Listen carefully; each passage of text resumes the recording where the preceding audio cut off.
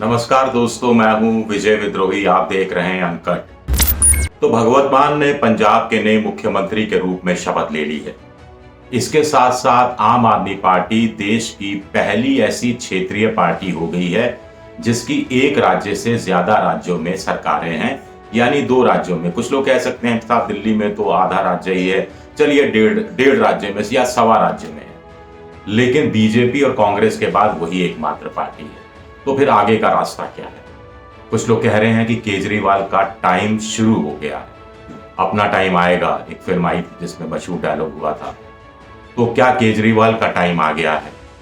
क्या केजरीवाल वैकल्पिक राजनीति के जरिए 2024 में एक नया विकल्प प्रस्तुत कर सकते हैं, या केजरीवाल भी वही मुफ्तखोरी की राजनीति कर रहे हैं जैसा बीजेपी, जैसा कांग्रेस, जैसा ममता, जैसा नवीन पटनायक, जैसा केसीआर, जैसा जगनमोहन रेड्डी, जैसा स्टालिन, जैसा उद्धव ठाकरे अलग अलग राज्यों में, नीतीश कुमार अलग अलग राज्यों में अपने अपने हिसाब से कर रहे हैं। तो इसमें कोई फर्क नहीं रह गया है। या फिर केजरीवाल एकमात्र ऐसी पार्टी के नेता हैं जो मोदी के नक्शे कदम पर चल रहे हैं, लेकिन परसेप्शन ये बना रहे हैं कि वो अलग रास्ता अख्तियार किए हुए। क्या केजरीवाल अपने आप में अलग एक ऐसे नेता हैं जो मोदी के नक्शे कदम पर चलते हुए भी मोदी से टक्कर लेने की क्षमता रखते हैं और अपने आप को इस रूप में स्थापित करने का ये सारा परसेप्शन फैला रहे हैं? इन सब पर बात करेंगे आगे सिलसिलेवार तरीके से। लेकिन पहले भी आपको हैरानी हो रही होगी, आखिर शहीद भगत सिंह के पैतृक गांव में ही शपथ ग्रहण समारोह क्यों रखा गया? 2 करोड़ रुपए इसमें खर्च हुए।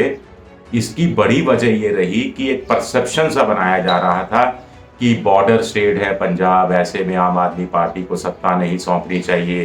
केजरीवाल खालिस्तान का समर्थन करते हैं।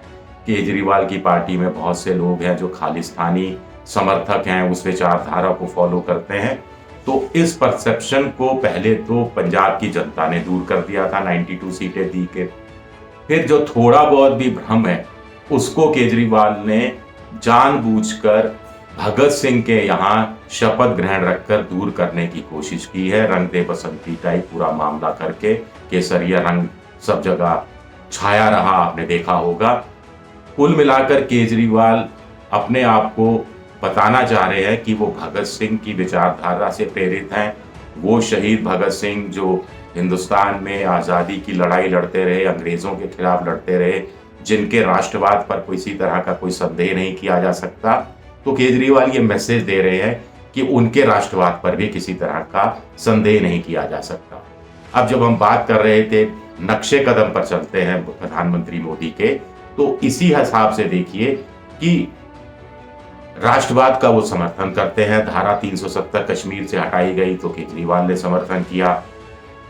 सर्जिकल स्ट्राइक जब प्रधानमंत्री मोदी ने की तो केजरीवाल ने मोदी जी की तारीफ की। कांग्रेस की तरह कोई एक सवाल नहीं उठाया। शाहीन बाग में जब सीएए के विरोध में महिलाएं बैठी थी, मुस्लिम महिलाएं, तो अमित शाह से लेकर बीजेपी के तमाम नेताओं ने उकसाया, कांग्रेस ने उकसाया, लेकिन केजरीवाल वहां नहीं गए, मनीष सिसोदिया वहां नहीं गए। फिर भी मुसलमानों का वोट भी हासिल किया। यानी मुस्लिम तुष्टीकरण है, मुसलमानों का पक्षधर है, हिंदू वोटों को एक करने की साजिश है। इन सारी चीजों को निर्मूल साबित कर दिया केजरीवाल ने। अपने भाषण की शुरुआत भारत माँ की जय से करते हैं, वंदे मातरम के नारे लगाते हैं, कह चुके हैं कि राम मंदिर जब बन जाएगा तो दिल्ली से विशेष ट्रेनें चलेंगी जो दिल्ली के लोगों को, बुजुर्गों को रामलला के दर्शन कराने के लिए अयोध्या लेकर जाएंगी। तो केजरीवाल ने अपनी एक छवि बनाई है। परिवारवाद का विरोध करती रही है बीजेपी, इसको मुख्य मुद्दा बनाती रही है। प्रधानमंत्री ने भी हाल ही में कहा सांसदों से कि आपके बेटों को टिकट नहीं मिला, इसका कसूरवार मैं हूं क्योंकि मैं परिवारवाद को बढ़ावा नहीं देना चाहता। तो केजरीवाल पर भी परिवारवाद का कोई आरोप नहीं लग सकता। उनके परिवार में चचेरे भाई बहन या कोई बेटा बेटी कोई भी राजनीति में उस रूप में नहीं है।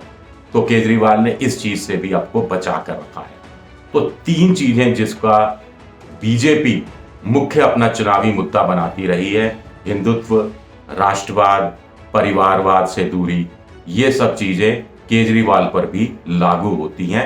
वो भी अपने आप को बीजेपी के समकक्ष खड़ा कर सकते हैं। ये भी केजरीवाल की खासियत है।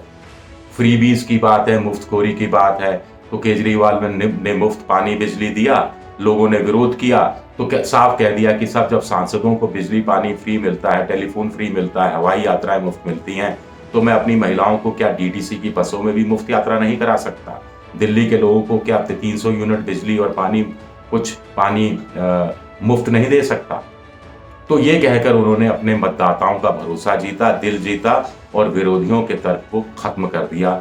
और अब तो 5 किलो अनाज वाला जिस ढंग से चला कि यूपी के अंदर, और जिस ढंग से बीजेपी ने भी बेनिफिशरीज, डायरेक्ट बेनिफिट ट्रांसफर, 6,000 रुपये किसानों को देना, ये सारी योजनाएं गिनानी शुरू की, तो ये फ्रीबीज का मुद्दा तो हमेशा हमेशा के लिए हाशिए पर चला गया है। ये केजरीवाल की खासियत है, ये उनकी एक काबिलियत भी है कि वो विपक्षी खेमे में जाकर विपक्षी जिस ढंग से आक्रामक अंदाज से आक्रमण करते हैं, उसके दुगने अंदाज में आक्रमण वो करते हैं और विरोधियों को परास्त इस रूप में कर देते हैं। लेकिन केजरीवाल कहां तक जाता है? महत्वाकांक्षा तो प्रधानमंत्री बनने की है। अब ये बात तो सामने है कि 2024 में मोदी के सामने कौन होगा? राहुल गांधी का नाम आता है, ममता बनर्जी का नाम आ रहा था, पश्चिम बंगाल की चुनाव की जीत के बाद जोर शोर से ममता बनर्जी का नाम आ रहा था, लेकिन अब केजरीवाल का नाम भी जुड़ गया है। ममता भी गोवा में लड़ी, केजरीवाल भी लड़े, केजरीवाल को 2 सीटें मिल जाती हैं। केजरीवाल को उत्तराखंड में कुछ % वोट मिलता है, हालांकि सीटें नहीं मिलती, लेकिन फिर भी वो अपनी एक पहचान बनाने में कुछ हद तक, बहुत कम हद तक, लेकिन फिर भी कामयाब होते हैं। तो केजरीवाल क्या ममता से बड़े विपक्ष के नेता हो जाएंगे?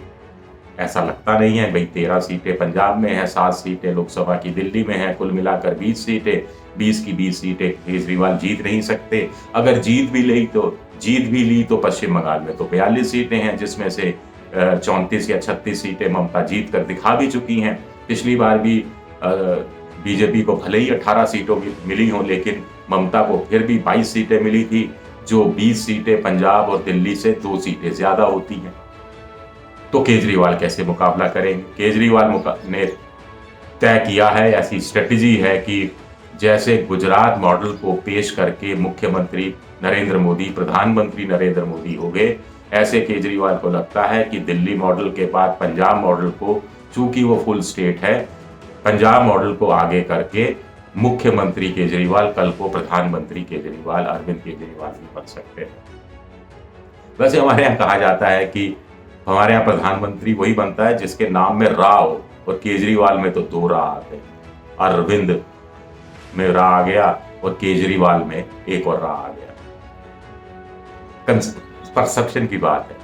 अब कुछ लोग कह रहे हैं कि इस साल पंजाब जीत लिया, इस साल के आखिरी में हिमाचल और गुजरात का चुनाव है, वहां केजरीवाल दमखम के साथ लड़ेंगे।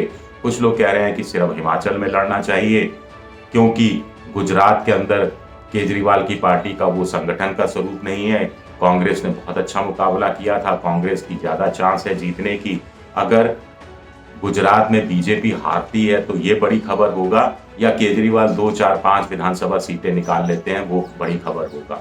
स्वाभाविक है, विपक्ष की नजर से देखा जाए तो बीजेपी का हारना बड़ी खबर होगा। हालांकि आज की तारीख में ऐसा लग नहीं रहा, वो अलग बात है।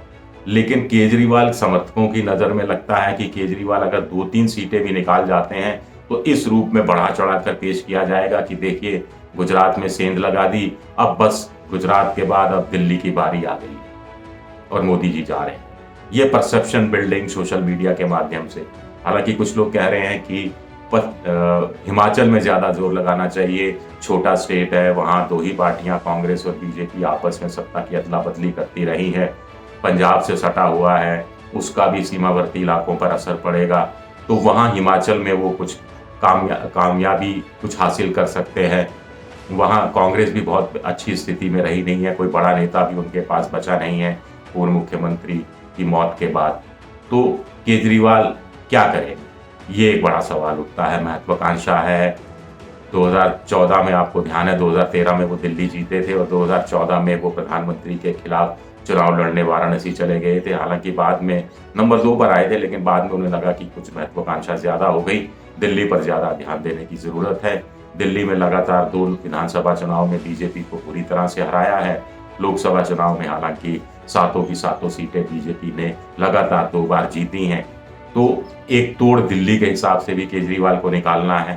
केजरीवाल को लग रहा है कि जैसे सत्ता का रास्ता बीजेपी के लिए उत्तर प्रदेश से होकर जाता है या गुजरात से होकर जाता है, तो केजरीवाल के लिए जो दिल्ली का रास्ता है वो वाया दिल्ली शुरू करके वाया पंजाब, मोहाली, अमृतसर, चंडीगढ़ होते हुए दिल्ली की तरफ आता है।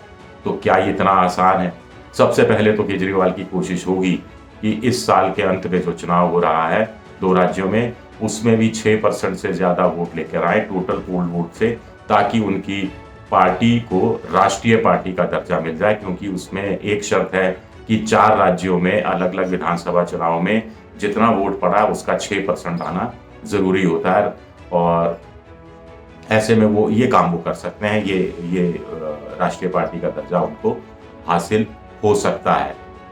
अब ये देखना है कि केजरीवाल आगे क्या करते हैं, और फिर सवाल वही कि क्या केजरीवाल का टाइम आ गया है, क्या केजरीवाल का टाइम शुरू हो गया है, और इससे किसको डरना चाहिए?